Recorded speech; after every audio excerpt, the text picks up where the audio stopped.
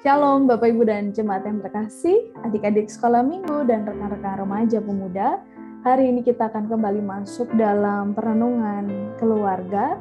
Kita akan menghayati sebuah tema pertolongannya nyata sungguh. Sampai saat ini kita tentu merasakan pertolongan Tuhan yang tiada pernah berhenti dalam hidup kita.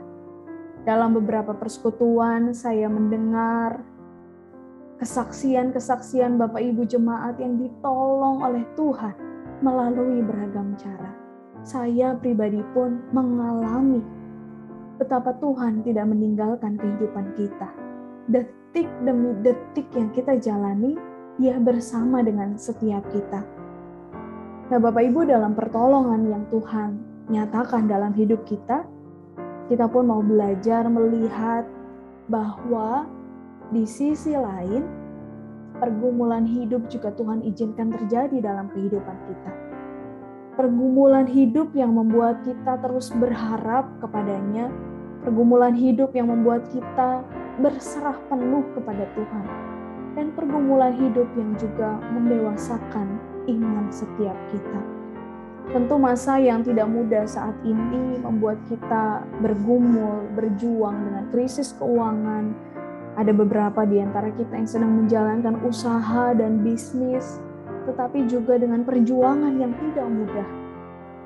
Belum lagi kedukaan yang belakangan ini sering kita dengarkan, baik melalui media sosial, kabar dari sahabat, dari rekan, yang berduka cita karena anggota keluarga mereka Tuhan panggil.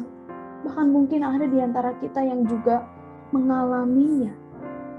Ketika anggota keluarga yang begitu kita kasihi memiliki tempat spesial di hati kita, harus berpulang lebih dahulu karena COVID maupun karena beberapa penyakit lainnya.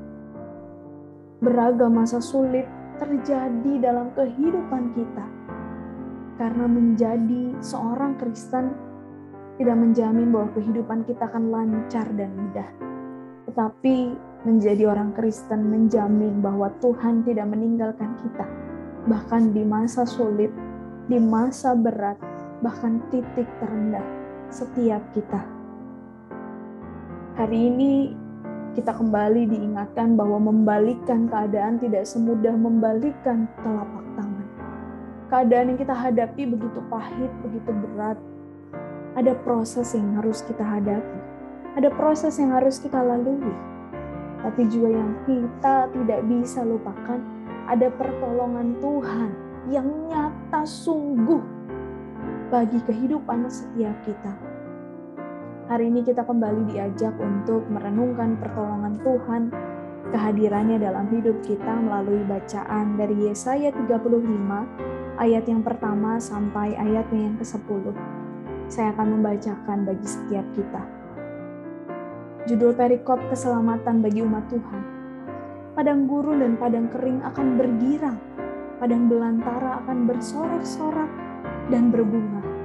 Seperti bunga mawar ia akan berbunga lebat, akan bersorak-sorak. Ya, bersorak-sorak dan bersorak-sorai. Kemuliaan Libanon akan diberikan kepadanya, semarak Karmel dan Saron. Mereka itu akan melihat kemuliaan Tuhan, semarak Allah kita. Kuatkanlah tangan yang lemah lesu dan teguhkanlah lutut yang goyang. Katakanlah kepada orang-orang yang tawar hati, kuatkanlah hati, janganlah takut. Lihatlah Allahmu akan datang dengan pembalasan dan dengan ganjaran Allah. Ia sendiri datang menyelamatkan kamu. Pada waktu itu mata orang-orang yang buta akan dicelikan dan telinga orang-orang tuli akan dibuka. Pada waktu itu orang lumpuh akan melompat seperti rusa dan mulut orang bisu akan bersorak-sorai. Sebab mata air memancar di padang gurun dan sungai di padang belantara. Tanah pasir yang hangat akan menjadi kolam dan tanah kersang menjadi sumber-sumber air. Di tempat serigala berbaring akan tumbuh tebu dan pandan. Di situ akan ada jalan raya yang akan disebutkan Jalan Kudus. Orang yang tidak tahir tidak akan melintasinya, dan orang-orang pandir tidak akan menggembara di atasnya. Di situ tidak akan ada singa, binatang buas tidak akan menjalaninya, dan tidak akan terdapat di sana orang-orang yang diselamatkan akan berjalan di situ. Dan orang-orang yang dibebaskan Tuhan akan pulang dan masuk ke Sion dengan sorak-sorai. Sedang sukacita abadi meliputi mereka. Kegirangan dan sukacita akan memenuhi mereka. Kedukaan dan keluh kesah akan menjauh. Sungguh bacaan yang mengingatkan kembali kepada setiap kita akan pertolongan Tuhan yang tiada henti dinyatakan bagi setiap kita. Ayat pertama dan kedua kita diingatkan akan padang gurun yang bersorak-sorai.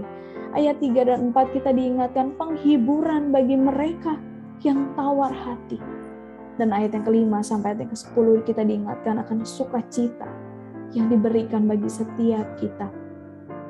Bacaan Yesaya mengingatkan kita bahwa Allah hadir menguatkan kita. Kita yang tidak mampu berdiri. Kita yang merasa pergumulan begitu berat harus kita hadapi.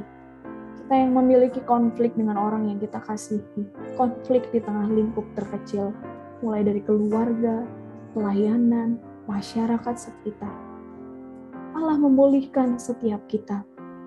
Dikatakan padang gurun, padang kering, padang belantara akan dipulihkan. Maka kehidupan setiap kita juga akan dipulihkan. Dan Allah akan menolong setiap kita. Ada sebuah lirik lagu yang mengatakan, pertolonganku datangnya dari Tuhan yang menciptakan langit dan bumi. Pertolongan Tuhan datang dari Tuhan pada saat yang tepat, pada waktu yang tepat. Mari kita membuka hati kita, menyerahkan diri kita sepenuhnya kepada pertolongan Tuhan saja, dan mau berjuang di tengah masa yang tidak mudah yang harus kita hadapi. Selamat berjalan dalam penyertaan cinta kasih Tuhan. Tuhan Yesus memberkati. Amin.